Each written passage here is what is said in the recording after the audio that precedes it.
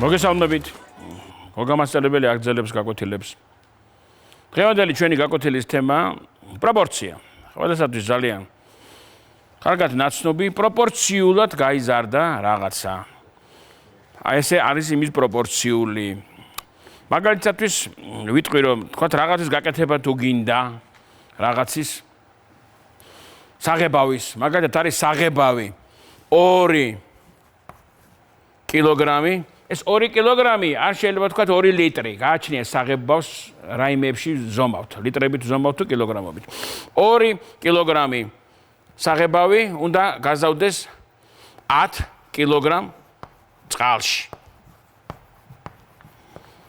ეს უფრო მარტივად შეიძლება და ასე გვეთქვა რომ 2 კილოგრამი თუ უნდა გააზავო 10 კილოგრამში, ეს იგივეა რომ 1 კილოგრამი 1 კილოგრამი უნდა გაზავდეს 5 კილოგრამში. კი ბატონო, აი ამის პროპორციულად გავაზავოთ. რას ნიშნავს რომ თუ აიღებ 5-ჯერ მეტ საღებავს, მაშინ შესაბამისად წყალი უნდა აიღო 5-ჯერ მეტი, ანუ 10 კილოგრამი საღებავისთვის იქნება 5-ჯერ მეტ თუ აიღებ 5 კილოგრამი საღებავისთვის იქნება 5-ჯერ მეტი 1 კილოგრამი 1 კილოგრამი დავდებოდა 5-ში, 5 კილოგრამი უნდა გაზავდეს 5-ჯერ მეტი 25-ში. პროპორციულად. ახლა მოდი ასე დავსვათ ამოცანა. დედამ იყიდა რაღაც კანფეტი და ის კანფეტი იყო 2 კილოგრამი. 2 კილოგრამი კანფეტი იყიდა დედამ. 2 კილოგრამი, აი დედა იყიდა 2 კილოგრამი კანფეტი და გადაიხადა 7 ლარი. ბებომ იყიდა 4 კილოგრამი და გადაიხადა 14 ლარი. კითხვა ასეთია. ერთი და იგივე ფასეულობის, ერთი და იგივე სიძვირის კანფეტი იყიდა ბებომ თუ არა? იმასაც კი არ ვკითხულობ უყურეთ, ერთი და იგივე კანფეტი იყიდა თუ არა, იმიტომ რომ შეიძლება სხვადასხვა კანფეტი ვიყიდო. სხვადასხვა კანფეტი დასახელების, მაგრამ ფასი იყოს ერთი და იგივე. ერთი და იგივე ღირებულების იყიდა ბებომ, რაც დედამ 2 კილოგრამი თუ გადაიხადა 7 ლარი, ცხადია, კილოგრამში გადაუხდია 7 მეორედი. ბებოს გადაუხდია 14 მეოთხედი. 7 მეორედი ძალიან კარგად ვიცი რომ ეს არის რა? 14 მეოთხედი ძალიან კარგად ვიცი რომ ეს არის თუ გავყოფ რიცხვს და მნიშვნელს 2-ზე არის 7 მეორედი. 7 მეორედი. კი ბატონო. ერთი და იგივე ფასეულობის კანფეტი უყიდია. ეს ხანერად როგორ შეიძლება დავინახოთ? 2-ჯერ მეტი იყიდა, 2-ჯერ მეტი გადაიხადა. მაშინ 5-ჯერ მეტი იყიდა, 5-ჯერ მეტი, ასე დამოკიდებულებას რამდენჯერაც მეტი გაიზარდა ამის წონა, ანუ მასა იმდენჯერვე მაშინ გადასახადი ფული, თანხა პირდაპირ პროპორციულია შემთხვევაში ნაყიდი მასის, კანფეტის. ასევე შეგვიძლია რომ შეგვედარებინა 7 მეორედი და 14 მეოთხედი. ეს არის ტოლი. ხედავთ, რა დავწერე მე? მე დავწერე მარცხენა მხარეს შეფარდება. ძალიან კარგად ვიცით რომ 7 მეორედი არის 7 გაყოფილი 2-ზე. მარჯვენა მხარეში დავწერე შეფარდება 14 გაყოფილი 4-თან. ძალიან ხშირად გვაქვს ხოლმე ჩვენ ამ შეფარდებებთან საქმე და პოვნა ხოლმე უცნობის თუ რა გვაინტერესებს გააჩნია იმისა ამოცანა როგორ არის დასმული. მაშინ რა მაქვს ტოლობის ნიშანი და მარცხენა და მარჯვენა მხარეში აი ესე შევხედოთ ჩვენ ჩანაწერს განაყოფი. ეს შემიძლია ასე დავწერო. 7 გაყოფილი 2-ზე უდრის 14 გაყოფილი 4-ზე. ეს ამ შემთხვევაში მე შევამოწმე და ვნახე რომ ესეა. იმიტომ რომ 14 მეორედი არის 7 მეორედი. მაგრამ ყოველთვის ეს სწორია თუ არა, განაყოფი აი რომ დავწერო მაგალითად A გაყოფილი B-ზე უდრიდეს C გაყოფილი D-ზე. მოდი წავიკითხოთ რა დავწერე. მაქვს ტოლობა, მარცხენა მხარეში წერია განაყოფი, მარჯვენა მხარეში წერია განაყოფი. ეს შემიძლია დავწერო აი ესეთი სახით A გაყოფილი B-სთან უდრის C გაყოფილი D-სთან. იმ შემთხვევაში, როცა ეს სწორია, ასე ჩანაწერს სახელად ქვია პროპორცია. A გაყოფილი B-სთან უდრის C გაყოფილი D-სთან. პროპორცია და დავიმახსოვროთ, რომ აი ამ ორ წევრს წილადის შემთხვევაში თუ განაყოფი ჩაწერილია წილადის სახით, აი ესენი არის უყურეთ, აი ესენი. ხედავთ, პროპორცია A გაყოფილი B-ზე უდრის C გაყოფილი D-სთან. ორი განაყოფის ტოლობა. დამთავრდა. აი ამ ორ წევრს ქვია შუა წევრი. შუა წევრი. და ცხადია, კიდე ამოხდება ახლა სიტყვა კიდევაც. A და D-ს ქვია კიდურა, ან განაპირასაც ამბობენ ხოლმე. ამას პრინციპული მნიშვნელობა არა, კიდურა წევრები. შუა წევრებია B და C, კიდურა წევრებია A და D. პროპორცია მაქვს ჩაწერილი, მაქვს ტოლობა. ჭეშმარიტ ტოლობაზე მაქვს ლაპარაკი.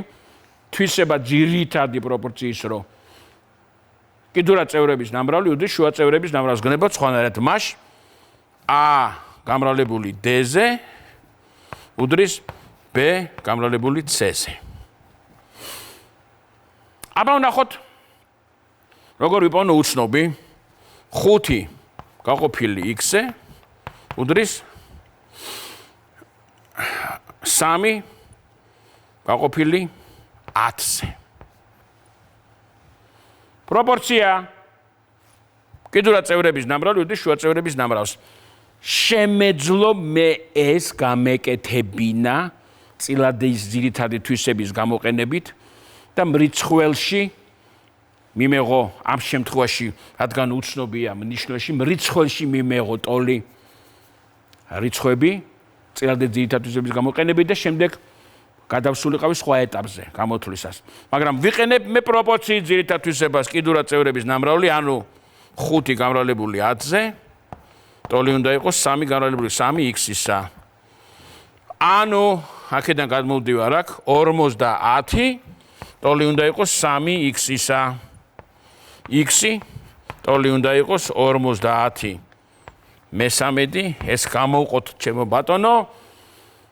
50-ში მოთავსდება 17-ა 16 მთელი 16 ჯერ 3 კიდევ ვიმეორებ სადაგზა არაწესიერი წილადიდან გამოყოფა მთელისა და წილადის, ანუ შერეული რიცხვად გარდაქმნა და 2/13 კი ბატონო აი ესია და მივიღე ჩემი x-ი გამოვიყენე რა პროპორციის ძირითადი თვისება. ეხლა ნახოთ რომ ეს პროპორციის ძირითადი თვისება ეს რომ დავწერეს ბრმად, ნუ მივენდობით ახლა, რომ მართლაც ესია. ახლავე განახებთ, რომ მართლაც პროპორციაში აგერ გავაკეთებ, აი ამათი ნამრავლი, ტოლია კიდურა წევრების ნამრავლს. კიდურა წევრების ნამრავლი, შუა წევრების ნამრავლი. აბა ვნახოთ რატომ. შეფარდებული B-სთან უდრის C შეფარდებული D-სთან. მაქვს პროპორცია. ცალკე ან შეფარდებული B-სთან, ეს ხომ წილადია და მასზე მისი ჩაწერა მე შემიძლია სხვა სახის წილადით. კონკრეტულად მრიცხვას და მნიშვნელს გავამრავლებ D-ზე. ყოველთვის ვფრთხილად ვარ, როცა ვამრავლებ მრიცხვას და მნიშვნელს რაღაც რიცხვზე უნდა ის რიცხვი იყოს 0-საგან განსხვავებული. ცხადია, D 0-საგან განსხვავებული აქ მნიშვნელში მიწერია. და ამ წილად შევცვლი მისივე წილადის სახით იქნება A გამრავლებული D-ზე, B გამრავლებული D-ზე. ცხადია. D-ზე გამრავლებული რიცხვი უმალავდება მნიშვნელით. ამ წილადს ის შევცვლი მისივე წილადის სახით. ტოლი წილადის სახით, სადაც რიცხვი და მნიშვნელი გამრავლებულია B-ზე, C გამრავლებული B-ზე, იქნება D გამრავლებული B-ზე. ეს წილადი არის ეს წილადი არის ეს. კონდა ტოლობა, ეს ტოლობა საწავი და იგივე ტოლობა დარჩა ცხადია. მნიშვნელები როგორია B გამრავლებული D-ზე, D გამრავლებული D-ზე. ერთი იგივე მნიშვნელი. მაშინ როდის იქნება ისინი ტოლი, რა თქმა უნდა, მხოლოდ და მხოლოდ მაშინ, როცა მათი მრიცხველები იქნება ტოლი და გამოვიდა ყველაფერი ძალიან კარგად. ამას წავშლი აგერ. და იქიდან რომ, კარგით ლიანად წავშლი, იქიდან რომ მაგს პროპორციანო S-ა ტოლობა, სამართლიანია S. ჩანაწერი. კიდურა წევრების ნამრავლი უდრის შუა წევრების ნამრავლს. აბა ნახოთ ერთი ესეთი დავალება. გამოთვალეთ. 3 მეოთხედი გამრავლებული x-ზე უდრის მაგალითად 7 მერვეც. 3 მეოთხედი x-ი. ჩვენ ვიცით, რომ x-ზე როცა მრავლდება, ამ შემთხვევაში წარმოვიდგინოთ თუნდაც x-ი ნებისმიერ რიცხვად, წილადი არაწილადი მნიშვნელობა აქვს. დავწეროთ მრიცხველში იქნება 3x-ი დაყოფილი 4-ზე. უდრის 7 მერვეც.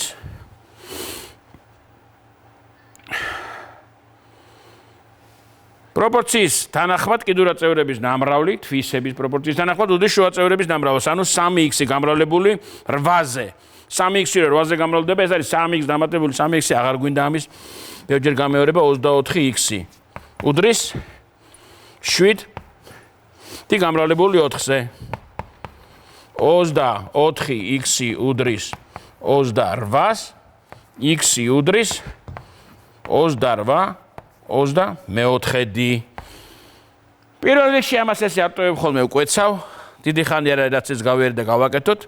14 მე-12-დი 2-ზე თუ შევკვეცავ და კიდევ შევკვეცოთ 2-ზე 7 მე-6-დი, ანუ 1 მე-6-დი. მაშ დღევანდელი ჩვენი თემა იყო პროპორცია. კიდევ ერთხელ ვიმეორებ. 2 შეფარდების ტოლობას ქვია პროპორცია, თუნდაც ჩავწეროთ ასეთი სახით B და ძირითადი თვისება.